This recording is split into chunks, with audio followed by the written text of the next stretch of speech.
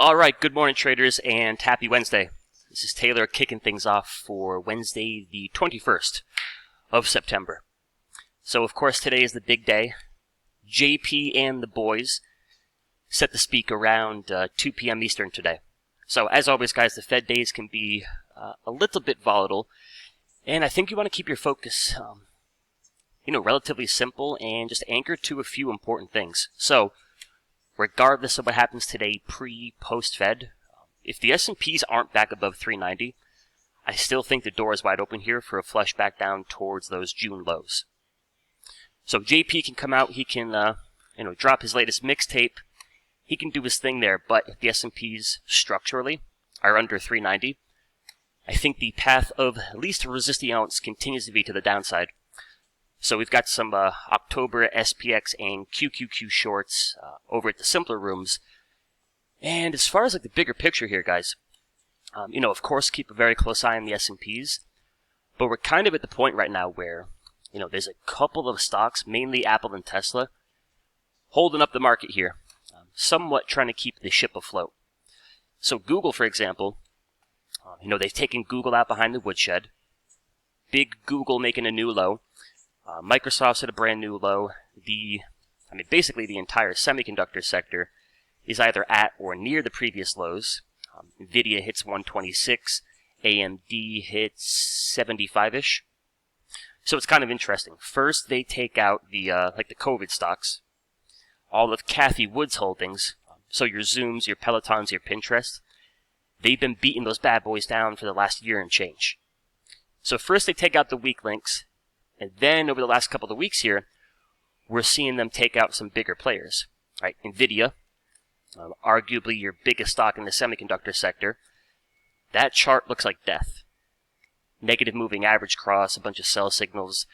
Nvidia catches a whooping. AMD catches a whooping. And of course, if you go through the sector ETFs, the industrials are down bad. The transports are down bad. Healthcare is pretty suspect here. So first they take out the ARC stocks. Then they take out some bigger things like your semiconductors, your Nvidias. What we've seen as of late is they're shooting for the big guys. Right? Down goes Microsoft, down goes Google. But what's interesting to me is Google's made a new low. Microsoft's basically at a new low. Nvidia, AMD. Some pretty good selling pressure going on in some big names. However, good people, the S&Ps and the Qs, they, of course, still haven't made a move down towards the June lows. So, some quick, ballpark math here. I think the S&Ps and the Qs have got another 5 or 6% to the downside before we're down there at the June lows. So 5 or 6% to go for the S&Ps and the Qs, but the biggest thing I'm seeing is, and we're basically at the point here where Apple, Tesla, and maybe Amazon. Not as much Amazon, but the point being those are 3 really important names, 3 heavily weighted names. They still hold up pretty good for now. So for example, Amazon trades at 122, and your recent low is down there at $100. So Amazon could pull back a good 20+% just to retest support. Potential 20% pullback in Amazon. I think Apple here, 156 down to 130. What's that? 12, 13, 15%. So potential 20% in Amazon just to get down towards the June lows. 12, 15-ish% for Apple. And then Tesla, obviously the strongest right now. Let's see, we're hanging out at 309. And you got your June lows down there at 206. 30%. So the point being, and of course it might not happen, but food for thought, just the significance if it does happen.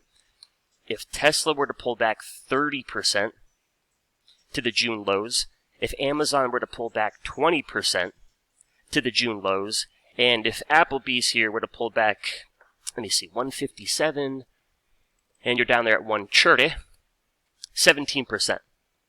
So in the event Apple pulls back 17%, Google pulls back 20%, and Tesla pulls back 30%. And again, I'm not saying it happens, but understand the significance. Apple pulls back 15, 16%, Amazon pulls back 20% and Tesla pulls back, I think the chances of the S&Ps actually holding support at the June lows, and the same thing for the QQQ, I think the odds are pretty slim. Meaning, I don't think the downside for the market is going to be limited to 5%. If you start to get behemoths like Amazon and Apple pulling back 10, 15 plus %. So, with all that being said, we'll see what JP has got up his wizardly sleeves here today. But as far as the structure goes, it's all looking pretty ugly, guys. We're under support. We've got negative moving crosses, negative moving average crosses all over the place, and the sell signals are plentiful. So JP, no JP, regardless, under 390. The door is wide open here for a flush down towards 370-ish. If they can get the bad boy back above 390, then in the short term there's a potential for a little bit of that short squeeze action. So I think the best position to be in today is one of, patience and discipline. Granted, we have a few trades open, but we're not going to be in the, we're not in a rush here today to try to buy calls, to try to buy puts. Typically on a Fed Wednesday, you kind of sit back, you let the dust settle, and then usually Thursday and Friday, you got a bit more clarity to work with. So, quicker video this morning, guys. I got to hit the road here. 2 days until the big wedding. So, getting a few last-minute things done, and I will be in the options room today at 10:30 Central. But there you have it, guys. Hope you found this helpful, and obviously next week, I'll be back to the normal schedule.